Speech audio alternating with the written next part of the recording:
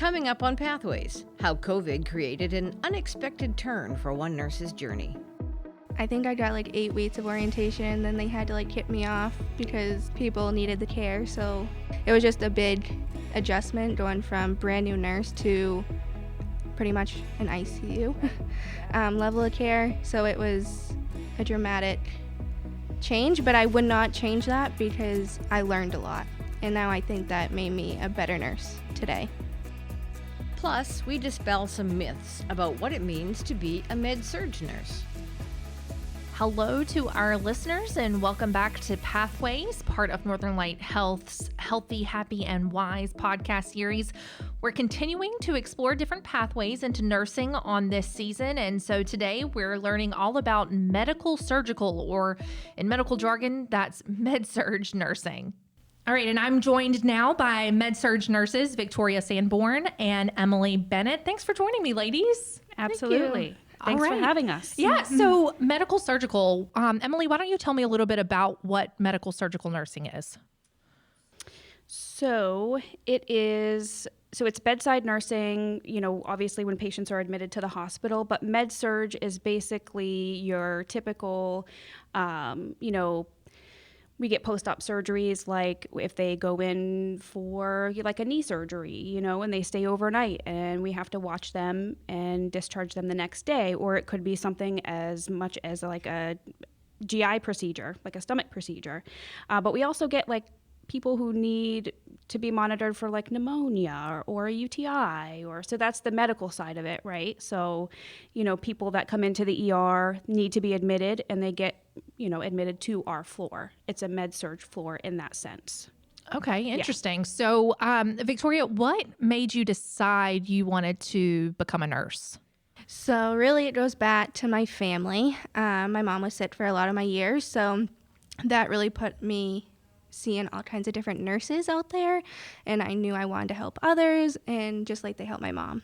So I love that. Yeah. And so medical surgical, what made you decide to choose that specialty? So really I didn't know what I wanted to do, as most of us don't when we graduate college. We didn't know what kind of like pathway for nursing, so like med-surg, ED, or whatever. So I just did my partnership at SVH for med-surg. I loved it there. I loved the little community of it, so then I stayed there. Okay. Yeah. Lovely. And for anyone listening, SVH is the Pascagoula Valley Hospital. Yes. Obviously it's a small rural area. Yes. Tell me a little bit about why you enjoy working for SVH. So the main thing is my coworkers. We're all one big family there. And it's busy, but it's not like crazy like some of your bigger hospitals. So I kind of like the flow of it. I love my coworkers, and that's the reason why I'm still there. Aha, good teamwork. Yes. And a good pace for work. And Yes. Emily Bennett, you work for Northern Light Inland Hospital, which is similar in size to SVH. Tell me why Inland? So I actually came here as a new grad. So I never did my clinicals here, unfortunately, but it was one of my interviews that I did, and I actually got offered from a different place, and I turned them down because I liked the feel of this this hospital, kind of like what she was saying, with it's like a family environment almost kind of thing. Because everybody knows everybody, right? So it's not a huge hospital. So I know a lot of people that are in the radiology department. I know them by name, right? Like we call them, talk to them all the time. Same Right. with the ER. All the specialty departments we know very closely. And I just got that vibe from that first interview, and I just never really left. I mean, I've stayed per diem and gone other places, but here I am. I'm back again. So Coming in as a new grad, I mean, that's got to be kind of nerve-wracking. it was, yes. But how was that experience transitioning from, the classroom setting into a hospital for work? So it was overwhelming at first, but they have a really good orientation program here. It's 3 months, but they they keep you on longer if you feel like you need to, and they made it easy in that sense, right? Like I kind of felt like I was ready to come off orientation when I did. They didn't, throw me to the wolves, I guess you could say. So I really, it was overwhelming for the first, I would say, couple months, and then after that I started to kind of find my niche. But And how long have you been a nurse here, Emily? it'll be 6 years in June. Wow, 6 Yes. years. Yes. Awesome. Yep. And I didn't ask you this question. I asked Victoria before, but what made you want to become a nurse? So it goes way back to when I was in high school, actually. So they offer these vocational schools where I was going to school, and I became a CNA. And right out of high school, I was a CNA for a few years in a nursing home. And I just, I liked it, but I wanted more. So then I became a medical assistant, and I was a medical assistant for about 8 years. And I just felt in a pediatric office, and I felt like I'd done everything that I could in that office, and I loved it there, but I wanted more, right? So then I went to become a nurse, and here I am. So, I just CNA to MA to RN. Yes. Yeah. Wow. So my entire working career has been in the healthcare field. Yeah. That's an interesting pathway. And speaking of pathways, Victoria, we were talking a little bit before this, but you got into nursing in one of the craziest times that you can get into nursing, right in the middle of COVID. Tell me a little bit about that experience. So it was a little difficult than I what can your imagine. experience was. Yeah. So like, I think I got like 8 weeks of orientation. Then they had to like kick me off because we had people getting done. Yeah, they And needed then you. Yeah. We needed the care. People needed the care. So we just went off running, and I was taking care of people on BiPAPs, which are helped you breathe. I was taking care of patients vented with a tube down their throat. So like, it was just a big adjustment going from brand new nurse to pretty much an ICU. Right. Yeah. Level of care. So it was a dramatic change, but I would not change that because I learned a lot. And now I think that made me a better nurse today. I like that. Let's get back to the specialty real quick. Medical surgical, a lot of people are hesitant, I think, to go into med surg. But from what I've heard from you guys, there's a good variety of things to do. There really is. And that's kind of why. So even in nursing school, I was one of those weird, odd ducklings that I actually enjoyed my med surg rotation because of that. Because I felt like I was learning a lot because there were so many different diagnoses that we were working with that I was learning things, how to piece the labs with, what was going on with a patient and how to help them get better. And so I felt like I learned a lot in that sense. So I kind of stuck with it.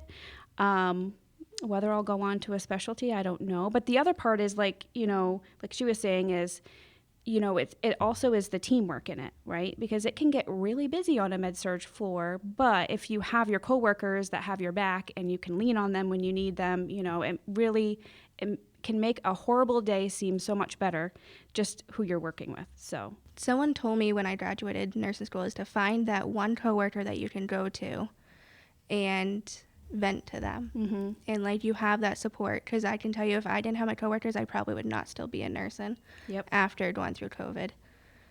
But it is your coworkers that make a total different day. Like, we could have 25 patients maxed out on the floor, but your coworkers work together and you can get through it. I mean, nursing it's a difficult profession. So knowing that you have each other to lean on, that's really nice to know. It sounds like, it sounds very hectic and busy, but also, I don't know, family oriented, loving, right. Caring, which is kind of what it takes to be a nurse in the first place. So it's kind of funny that you're not only caring for your patients, but you're caring for each other too. Right. Absolutely. Yes. I love that.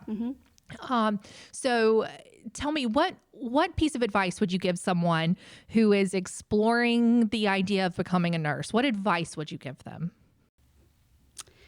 I guess I would say just to keep an open mind, right? Because in the nursing field, there's so many different things that you can do as a nurse, right? So I think some people might go into it feeling like they have to choose a specialty or they have to go here and stay there. You don't have to do that. There's opportunities to work from home. There's so many different things in the nursing, the nursing field, I guess, that, if you're feeling the urge to do it, I think it's a good thing, and we need more people. So I think it's still a great thing to become a nurse. And I think a lot of people are deterred from it because of the COVID, situation, and, how crazy things seemed at that time, which they were, but we got through it, and, we're still getting through it. But, you don't have to be an inpatient nurse. There's so many other things that you can do. So yeah, I guess that would be my advice. I would say maybe shadow a nurse one day and just see like if this is truly what you think it is, because some people think they know what a nurse does and then they don't really have an idea. So I think shadow a nurse, and then just always remember, once you graduate, you're not stuck in one job. Like there's thousands of different, like you were saying, thousands of different alternatives you can do and still use your nursing degree. So Victoria, tell me a little bit about, the school process. What did it take to become a nurse for you? So I did the bachelor program. So like there's different pathways. You can do the 2-year or 4-year. I did the 4-year. And it's a lot of hard work. I mean, I would never go back to nursing school again because it is your whole life for 4 years. Right. It's dedication, and you got to want it to actually get it. Because if you don't want it, if you're not passionate about nursing, you're not going to be able to do well in nursing school. So yeah. Okay. What about you, Emily? So I actually did it a little bit differently, and I went to the associate's degree route. So I had a 2-year program, which took me 3 years because of the prerequisites and things. Right. But it still was very overwhelming at times. And I was working in the beginning, and I couldn't work, after the first year. Once I actually started my nursing core classes, there was just no way for me to keep up and do everything and still work. So that was a huge adjustment for me. And I think it does take adjustments going to any, college or schooling, but in the nursing degree process, regardless of the associates or the bachelors, it is a huge commitment. And it can be life altering. But it was worth it. And looking back, I would do it again, but maybe a little differently. The timing. Okay. The timing would be different. And we're going to talk about this in one of the later podcasts. So here's a little plug for that. Let's keep listening to this podcast. But we're going to talk about our Earn While You Learn program that we have for nurses so that they can go to school part-time, work part-time, maintain benefits, and get paid while they're still in nursing school. So they get the support from Northern Light Health that they need to make it through nursing school and be able to maintain a job and benefits and help take care of their family. Because nursing really is in people's blood, you say that, but it really is. Yeah. So, well, ladies, I just want to thank you for coming on and talking about your med-surg specialty and being so open about nursing. Is there anything you guys would just like to say?